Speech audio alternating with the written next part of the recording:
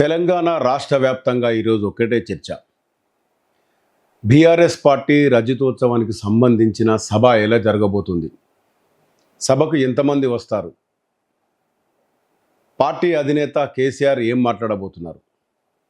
దీనికోసం పూర్తి స్థాయిలో వరంగల్ జిల్లా ఎల్కతుర్తిలో ఆ పార్టీ సభ కోసం అన్నీ సమాయత్తం చేసింది. గత వారం రోజులుగా కూడా ఇటు మీడియాతో అటు చర్చల్లో అలాగే ప్రజల్లో తీవ్రంగా నడుస్తున్న చర్చ రజతోత్సవ సభకు సంబంధించి 25 సంవత్సరాల క్రితం ఉద్యమ పార్టీగా పుట్టిన అప్పటి టీఆర్ఎస్ రూపాంతరం చెంది బీఆర్ఎస్గా మారిన తర్వాత రజతోత్సవ సభ కోసం పెద్ద ఎత్తున సమాయత్తమవుతున్న సందర్భంగా ఎల్కతుర్తిలో మహాప్రాంగణాన్ని ఏర్పాటు చేసి బహిరంగ సభకు పిలుపునిచ్చి పెద్ద ఎత్తున సమాయత్తమైన సందర్భం. దీనికి సంబంధించి పూర్తి విషయాలు తెలుసుకునే ముందు మీరు చూస్తున్నారు పూర్వలోకల్ న్యూస్. నేను మీ మధుకర్ రెడ్డి.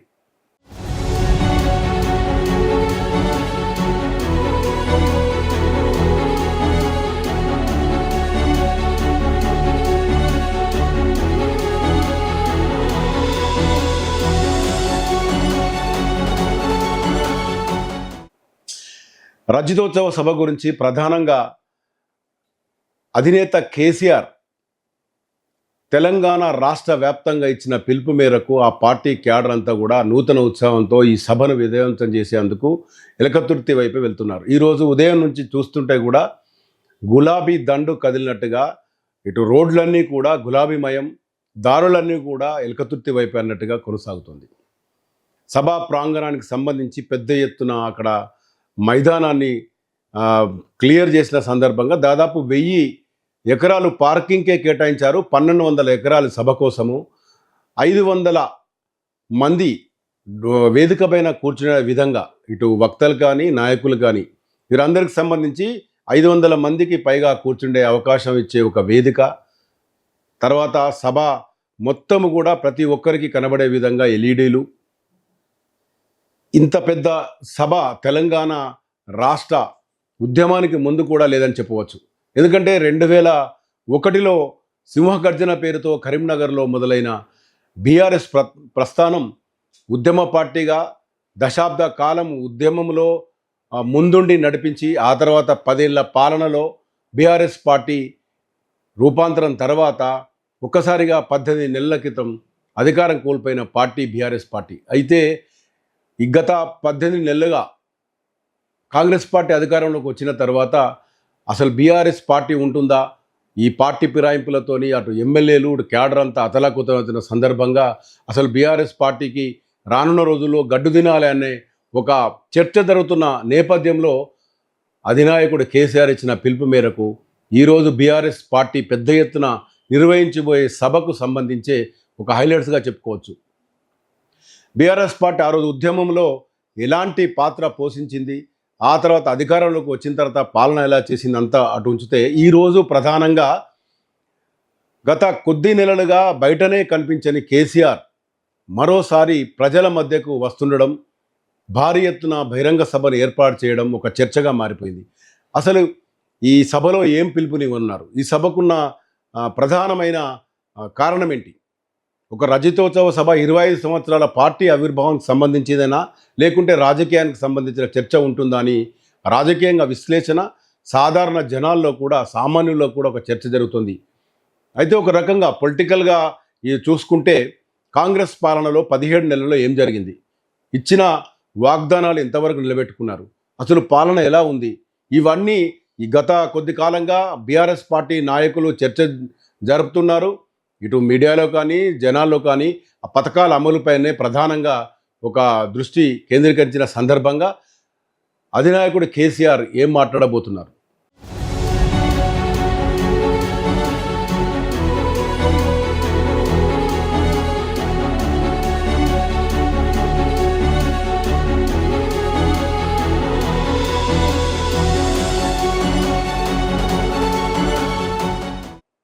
సుదీర్ఘ రాజకీయ అనుభవం ఉండి ఎన్నో ఆటుపోట్లకు గురై బీఆర్ఎస్ పార్టీ ఈరోజు గత టీఆర్ఎస్ నుంచి బీఆర్ఎస్ ప్రయాణంలో జరిగిన అవకతవకలు, తర్వాత ఆటుపోట్లు, వెన్నుపోట్లు, రాజకీయ ఎదుర్కోలు ఇవన్నీ ఒక వైపున ఉంచితే ఇప్పుడు ప్రధానంగా ఈ సభలో ఏం పిలుపుని ఇవ్వన్నారు అనేది మాత్రం ఒక చర్చ. అయితే జనరల్గా రాజకీయ విశ్లేషకులు మాట్లాడుతున్నది మాత్రం ఈ సభ రజతోత్సవ సభ అయినప్పటికీ కూడా రాజకీయంగా కాంగ్రెస్ పార్టీకి ఒక సవాల్గా నిలిచే అవకాశం ఉందని చెప్తున్నారు. తెలంగాణ ఉద్యమం తర్వాత రాజకీయంగా పోటీలు చేస్తూ వచ్చిన రాజకీయంగా పరిపాలనకు వచ్చిన తర్వాత ఇంత పెద్ద సభ ఎక్కడ ఏర్పాటు చేయలేదు. ఎలకతుర్తి కేంద్రంగా ఈ సభ కోసం గత నెల రోజులుగా కూడా అక్కడ ఆ ప్రాంతాన్ని ఎన్నుకోవడం, వందలాది ఎకరాలను అక్కడ తీసుకొని రైతుల దగ్గర తీసుకొని ఆ మైదానాన్ని అంతా క్లియర్ చేయడము, సభా ప్రాంగణాన్ని ఏర్పాటు చేయడము. అయితే ఇదంతా ఖర్చుతో కూడుకున్న అయినప్పుడు కూడా ఖర్చును అటు ఉంచితే నాటి తెలంగాణ ఉద్యమ స్ఫూర్తి ఈరోజు మరొకసారి బీఆర్ఎస్ పార్టీ ప్రజల్లోకి తీసుకెళ్లే ప్రయత్నం అని చెప్పొచ్చు.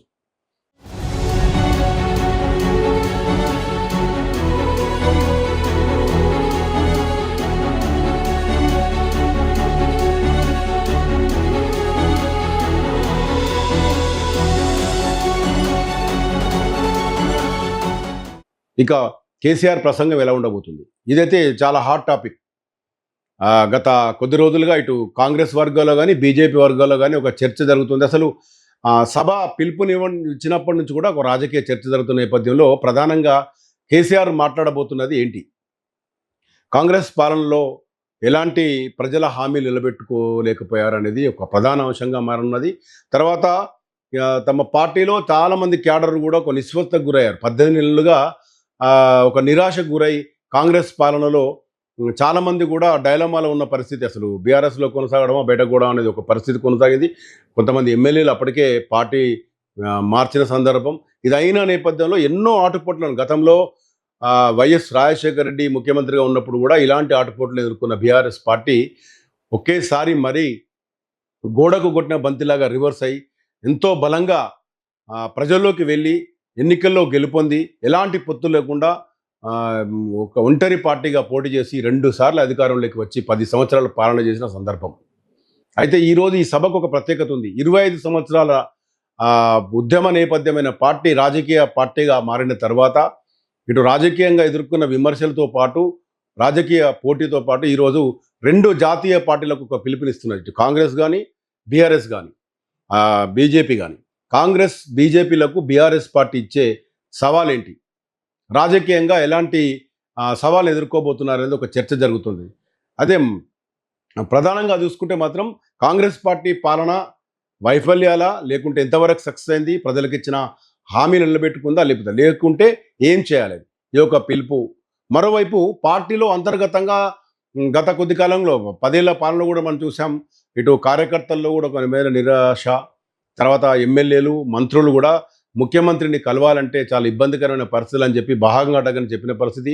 కొంతమంది ప్రధాన నాయకులు బీఆర్ఎస్ పార్టీ నుంచి బయటకు వెళ్ళిపోవడం, ఇవన్నీ సవాళ్ళను ఎదుర్కొన్న బీఆర్ఎస్ పార్టీ మరోసారి ప్రజల్లోకి వెళ్ళి ప్రజల మధ్యలో పార్టీ నిలబడి రానున్న స్థానిక ఎన్నికల్లో సత్తా చాటుకునేందుకు ఇదంతా ఒక సమయాత్తం అని చెప్పచ్చు.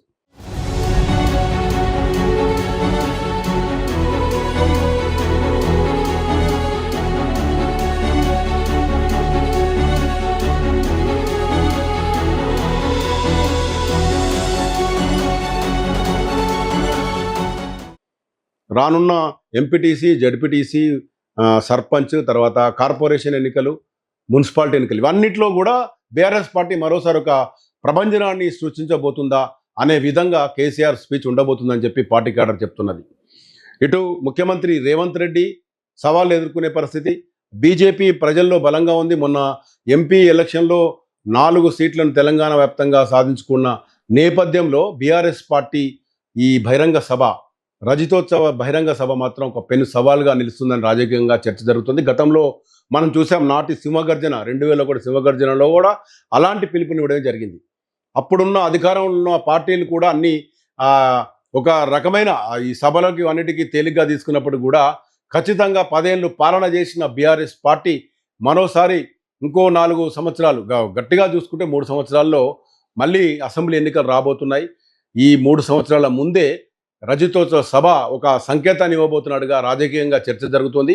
మొత్తంగా అధినేత కేసీఆర్ ఇంట్లో నుంచి వెళ్ళడం లేదు, అసెంబ్లీకి రావడం లేదు, ఫామ్ హౌస్కే పరిమితమయ్యారని చాలా విమర్శలు వస్తున్న నేపథ్యంలో ఒక్కసారిగా కేసీఆర్ బహిరంగ సభతోని మరోసారి తన సత్తా చాటి ప్రజల్లో తాము బలంగా ఉన్నాము, ప్రజల్లో బీఆర్ఎస్ పార్టీ సజీవంగానే ఉంది, ఎలాంటి ఒడిదుడుకులు ఉన్నా కూడా పార్టీ గట్టిగా నిలబడుతుందని గత అనుభవాల నుంచి మరోసారి సంకేతాన్ని ఇవ్వనున్నారంటే అదే నిజమని ఒక రాజకీయ చర్చ జరుగుతోంది.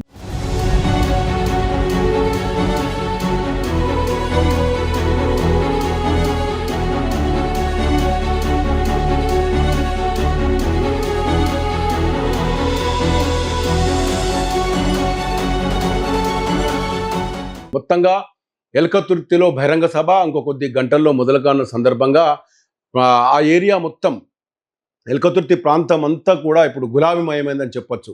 సభా ప్రాంగణము, బహిరంగ సభకు సంబంధించిన ప్రదేశము, పార్కింగు ఇవన్నిటితో పాటు వచ్చిన క్యాడర్ ప్రతి జిల్లాల నుంచి వేలాది మందిగా తరలి వస్తున్న సందర్భంగా వారందరికీ కూడా ఫుడ్డు, వాటరు ఇవన్నీ ప్రధాన అంశంగా మారిన ఇవన్నీ కూడా స్థానికంగా ఉన్న నేతలతో పాటు పూర్తి పార్టీ క్యాడర్ అంతా తీసుకోవడం జరిగింది. మొత్తానికి ప్రతి జిల్లాల నుంచి చూస్తే ప్రధానంగా ఇప్పుడు ఉత్తర తెలంగాణకు సంబంధించి ఇటు వరంగల్, కరీంనగర్, ఆదిలాబాద్, నిజామాబాద్ ఎంత పెద్ద ఎత్తున సమాయత్తమై వరంగల్ వెళ్తున్న సందర్భం. ఇక అటు దక్షిణ తెలంగాణ చూస్తే కూడా రంగారెడ్డి, నల్గొండ, హైదరాబాద్ ఈ ప్రాంతాలని, మహబూబ్ నగర్ ఇవన్నీ పెద్ద ఎత్తున క్యాడర్ గత 2 రోజులుగా సమాయత్తమై బహిరంగ సభను విజయవంతం చేయడం కోసం సమాయత్తమైందని చెప్పచ్చు. అయితే ఈ రోజంతా కూడా ఇటు మీడియా అటెన్షన్, ప్రజల అటెన్షన్, రాజకీయానికి సంబంధించిన చర్చలన్నీ కూడా బీఆర్ఎస్ పార్టీ నిర్వహిస్తున్న రజతోత్సవ సభ పైనే ఉన్నాయని చెప్పొచ్చు. చూద్దాం, ఇంకో కొన్ని గంటల్లో ఈ సభ మొదలు కానున్నది. నిజంగానే రాజకీయ విశ్లేషకులు గత 3 రోజులుగా మాట్లాడుతున్నట్టుగానే అసలు కేసీఆర్ ఏం మాట్లాడున్నారు?